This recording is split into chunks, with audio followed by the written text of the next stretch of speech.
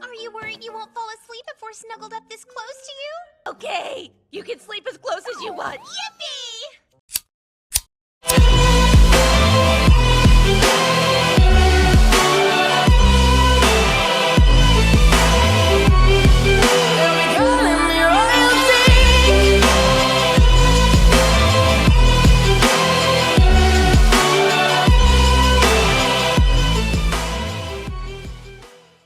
Walking to the gas station to get the cheapest food is our protagonist on his Android. As he swipes right on Tinder, he gets knocked down by some girls, making him think it's his lucky day.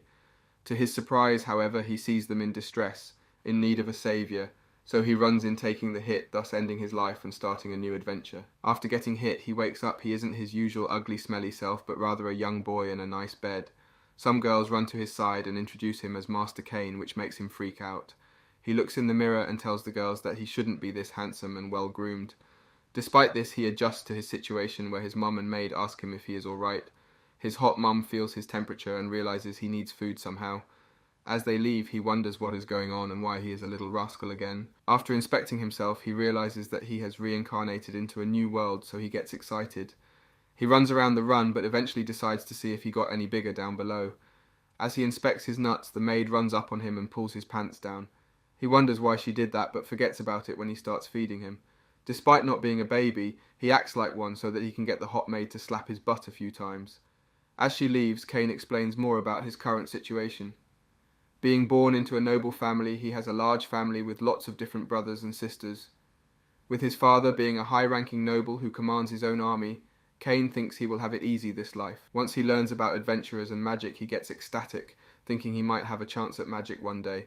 His maid, however, informs him that magic isn't an easy power to get a grasp on. After he hears this, he remembers his past life, having no girls and no social life. Following this, he heads to talk with his family, where his parents tell him he must be a genius. They tell him that usually kids don't start studying until they are older, so he must be smart. They try and figure out why their typically lazy son is suddenly trying to learn magic. He acts like an innocent child, however, and asks them if they can teach him magic. His sister interrupts him and informs him that he must be 5 and be baptized before he can use magic.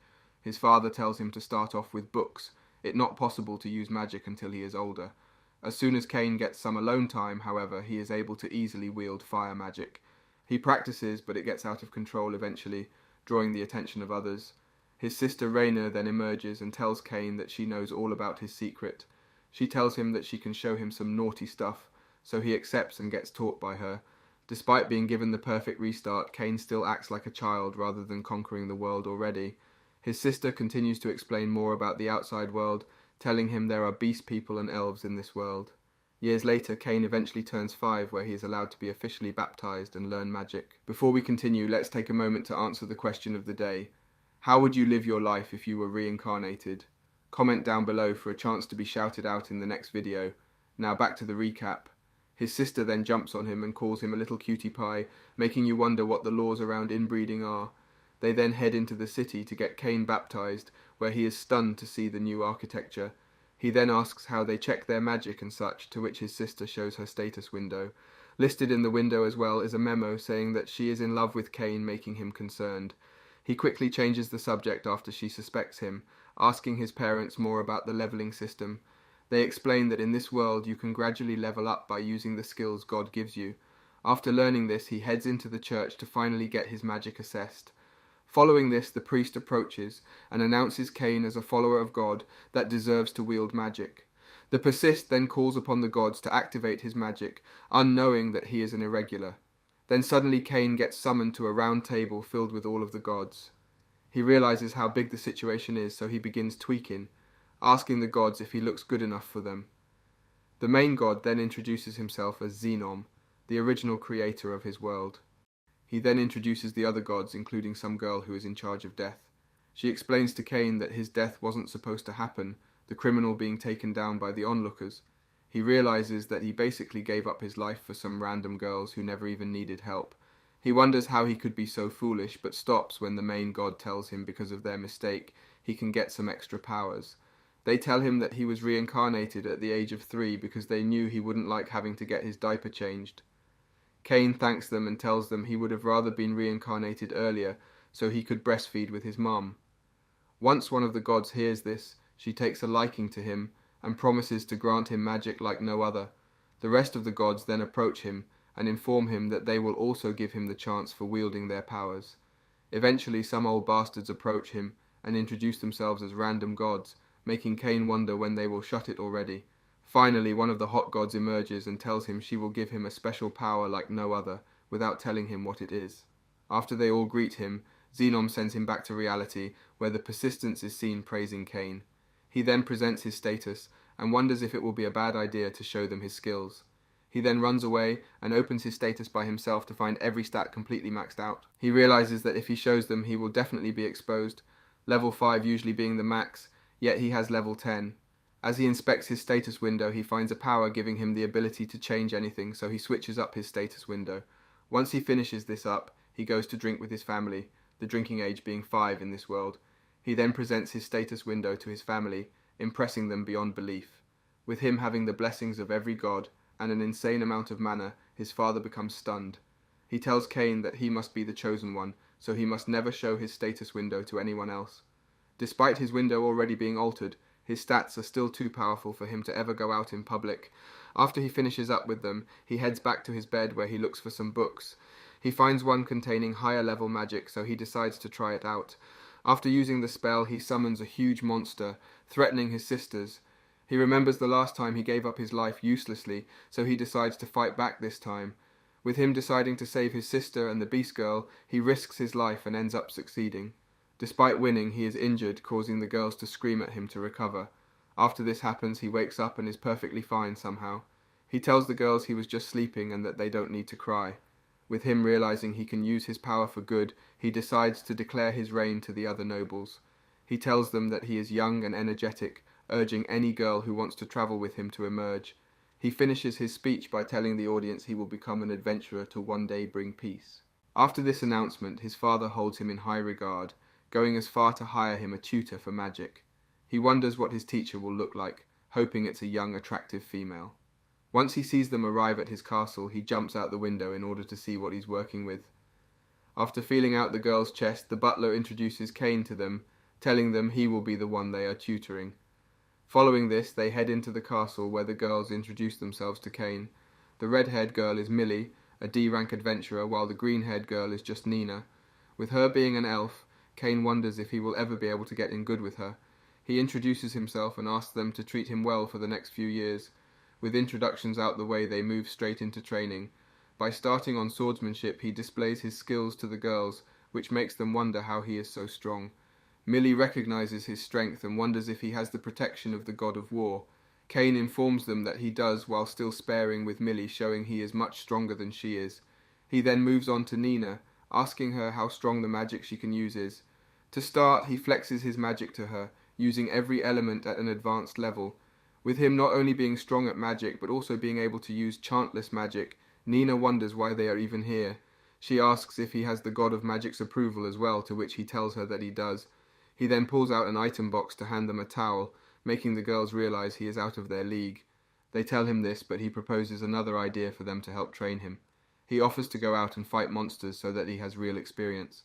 The girls know he is strong, so they agree, but once they propose the idea to his father, he wonders why they want to do this. They explain that Cain is too powerful, telling them if he continues to train in their estate, something will get destroyed. Once he hears this, he approves Cain going out of the castle to train, but gives him a bedtime, urging him to be back before sundown. Following this, Cain heads into the open fields of the world, where he finally gets to put his magic on full blast. He summons a fire attack and knocks the girls back, stunning them. With him using advanced level magic, and not feeling any of the side effects, the girls wonder if they are even fit to teach him. They talk amongst each other, and inform Cain that a monster is approaching. With it being a small bunny, Cain makes quick work of it, taking it down with a single strike. He tells them that he will take care of the monster in order to flex to his parents. After he puts the monster in his inventory, Millie tells him that they should look for more monsters before heading back. Nina then uses the magic skill search to find all the monsters nearby.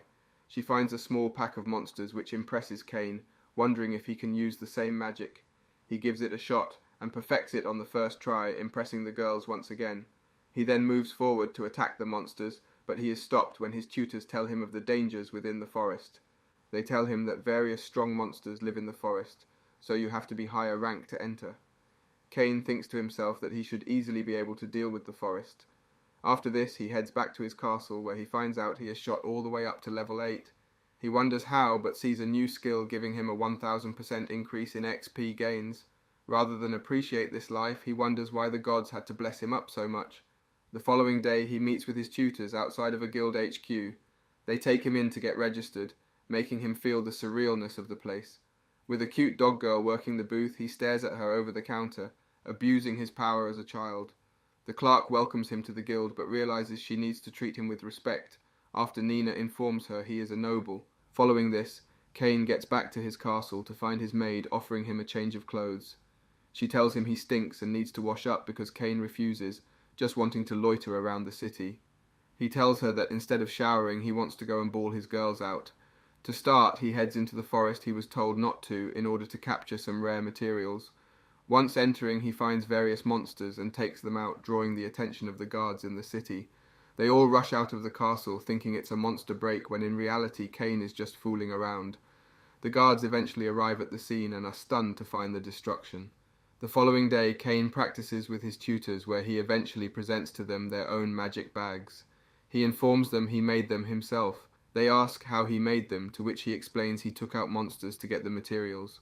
The girls wonder how an 8-year-old could possibly take out a red ogre, it usually only being defeated by a full party of A ranks.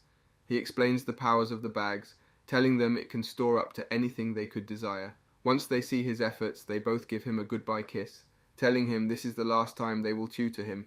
They tell him to find them in the future, urging him to riz them once he gets older.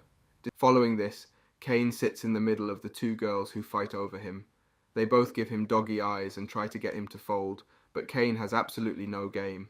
He embarrassingly keeps to himself, making the girls advance on him even further. Before either can make a move, however, one of the guards approaches and informs them they will soon arrive at their destination. Once arriving, Cain leaves the girls to go on his own, but they urge him to spend the night with them. Following this, Cain's father emerges and tells the girls that it's inappropriate for girls to share a room with a 10-year-old. They persist, however, telling his father that they feel scared without Cain by their side. After losing the battle, his father tells him not to mess around, not wanting any more responsibilities for himself. Once Cain gets to his room, he finds 3 beds separated, which causes the girls to push them all together. He realizes they are essentially sharing the same bed now, so he tries to get himself out of the situation. He reminds them what his dad said, but the girls continue advancing on him, giving him no opening to reject them. The following day, Cain wakes up after getting absolutely no sleep because of the girls. Thankfully, however, the trip is now over, and they arrive at the royal capital. As they arrive, someone goes to greet the princesses, but is surprised to see Cain holding their arms. He recognizes Cain and introduces himself as the vice-captain of the knights, Daim. After thanking him for protecting the girls, Cain presents the dead bodies from his inventory to the knight. He tells Daim that the knights fought hard, so they deserve a proper burial. He then tries to head to his own quarters, but is stopped by Daim, informing him he has to meet with the king. Following this, Cain is guided to the king's throne room, where he is surrounded by nobles. He presents himself to the king and duke in a well-fashioned manner, gaining their trust. The duke then announces Cain's feats, telling everyone he saved the girls and brought back the knights. After hearing this, the king announces Cain as a baron along with his own mansion. One of the nobles gets enraged at this claim, him now being the same rank as a 10-year-old. He tries to protest the king's decision, but he gets reminded of his place as a lowly noble. Cain then accepts the title and is told by the king to meet with him later that day. This ends and he heads to meet with the king, but to his surprise he sees the girls alongside him. The king starts by formally thanking Cain for saving his daughter, telling him he wants to express his gratitude to him. He tells Cain that because he is so gifted, he deserves the title of baron along with a monthly allowance. He then moves on to the main topic and asks Cain to marry his daughter for him. After he says this, the duke follows suit and asks Cain to marry his daughter as well. Cain tries to protest, but the king tells him that he has already slept with them, so he has to marry them. Cain then gets kicked out so that the king can discuss this with his daughters, but they seem to already have decided to marry Cain. Following this, Cain re-enters the room, and with the king pressuring him, he is forced to accept the proposal. After he does, the girls start telling their dads they can't wait to sleep with him again. After this, he heads home, but is told that as a baron he has a ceremony he needs to attend to. With his parents being nobles as well, they go with him, putting him at ease. As they enter the ballroom, his father tells him not to flirt with too many girls in here, him already being engaged to two. Despite being told this, however, Kane starts by looking around the ballroom for any young girls to talk to. Thankfully, Silk is around, so she says hello to him, causing him to talk with the Duke. Because their engagement was held in private, Kane is forced to introduce himself like they haven't met. Silk then reintroduces herself to Kane, making him finally recognize her beauty after fumbling the bag. As the two stare into each other's eyes, the dads interrupt them and change to topic of conversation.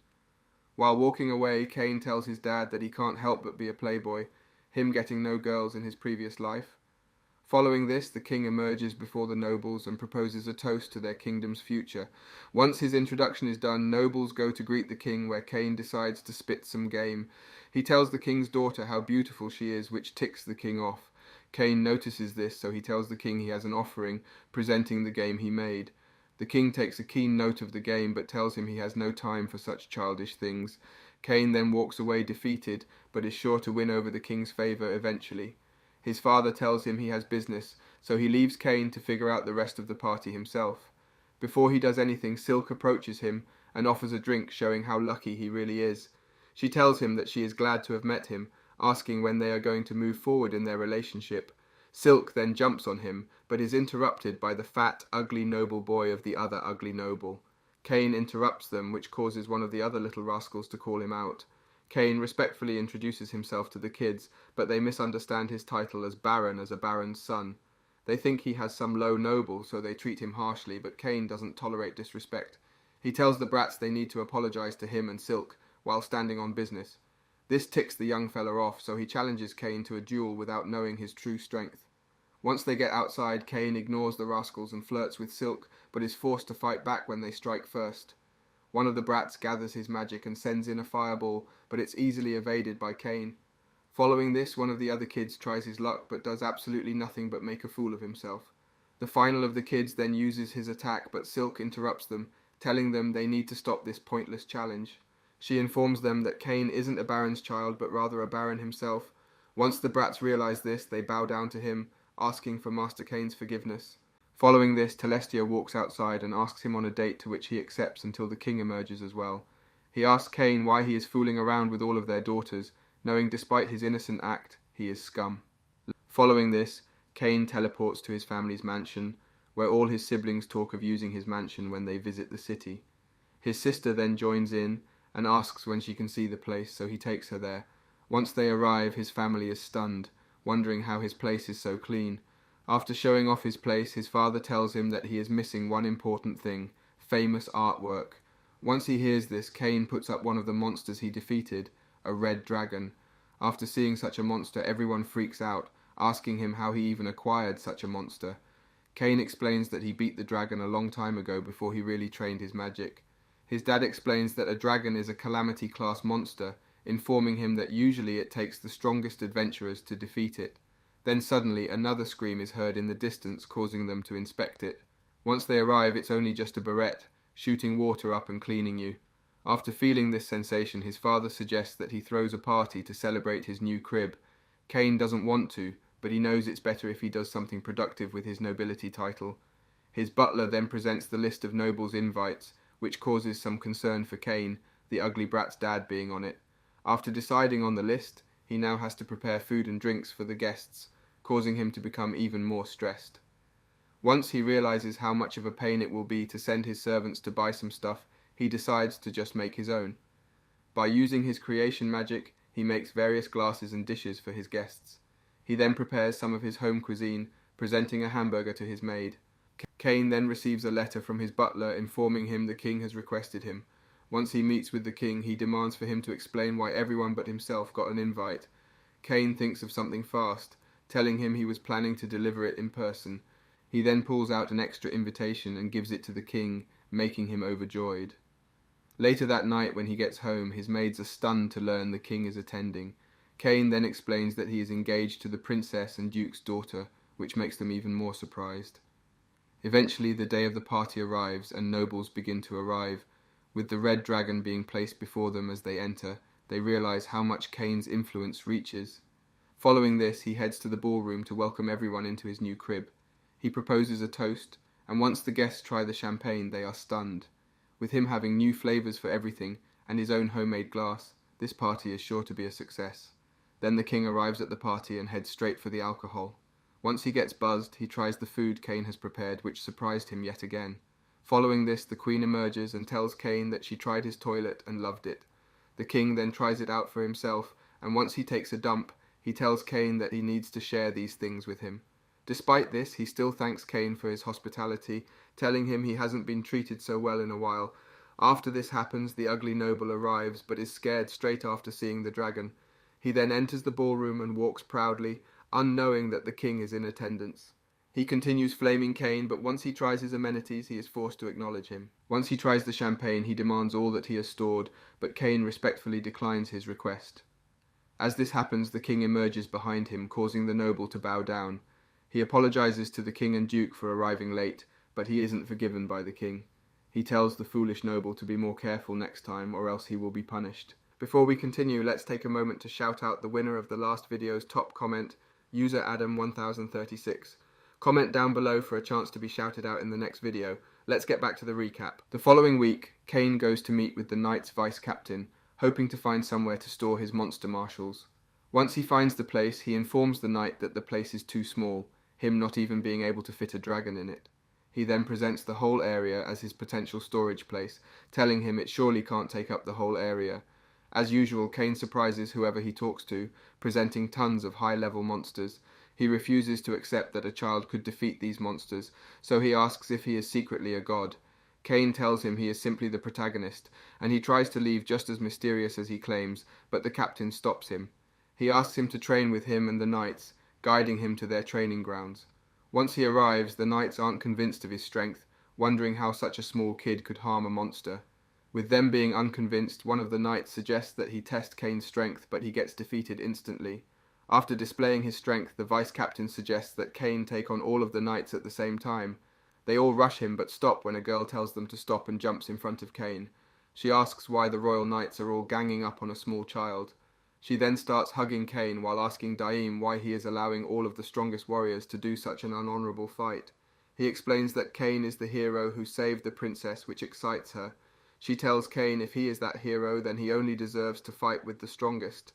Before they begin the battle, however, the woman introduces herself as the captain of the knights and the master swords person. She then rushes Kane, but he evades her attacks with ease, showing no weaknesses. As the fight continues, the knights realize just how strong Kane is, noticing he didn't even try against all of them. Eventually, Kane uses his magic to teleport behind the captain, thus defeating her in the duel. After she gets defeated, she becomes starstruck, announcing to Kane that she will marry him. Kane pulls away and reminds her of his age, intentionally fumbling the bag for some reason. She tells him it's no issue in her eyes. With her being an elf, she is destined to live for hundreds of years. Despite her advances, Kane pulls away, telling her that he is already engaged to multiple women. She tells him that although she can't make the decision to marry him herself, she can propose it to the king to see if he is okay with it. Kane is then dragged into the capital to have an audience with the king. Once he enters the room, the captain wastes no time revealing her intentions to the king. She tells him of her proposal, but the king becomes enraged, asking him if his daughter isn't enough for him. Kane tells him that he wants to diversify his portfolio, thus rizzing up the elf girl. Once the king hears this, he talks about the elves' kingdoms, informing Kane that the captain is basically a princess in her country. Once he finishes explaining all of this, she ignores his warning and tells him that she has already decided to marry him. With her not backing down in the slightest, the king is forced to accept her proposal, her being the strongest knight in their kingdom. The king then asks Garm, Kane's father, how he became so strong. He tells him he is unsure, but then Daim enters the conversation, telling them that when he asked Kane if he was a god, he hesitated. Once he reveals this, the king decides to put Kane through a trial to see if he will betray the kingdom. They then bring him into the king's chambers again and ask him to read a book for them. They tell him that the book contains emperor-level magic, so this makes him excited. As he reads the book, the king tells him that the book is something nobody can read. Following this, Kane looks down and realizes that the book is written in Japanese. He then asks Kane who he really is, causing Kane to finally expose who he truly is. Kane accepts his proposal and tells the king that he wants no word of his talk getting out. He informs them that he came from the same land as the book writer, the first king. He then tells them that he has met the gods before when he went to be baptized. He then presents his status window, which makes them even more surprised by his strength. With Cain having the strength to bring the world below his knees, the king asks him why he is acting like a normal boy. Cain then explains that after entering this world, he has grown to love the people, so he doesn't want to harm anyone. He tells the king that in his previous life he had no girls, making this life a blessing to him. Once the king hears all of this, he proposes to Cain that he should become the king instead of himself. Then suddenly the knight captain enters the room, informing the king that his parents approved of her marriage. Once he leaves, the nobles talk amongst each other, suggesting he passed their trial.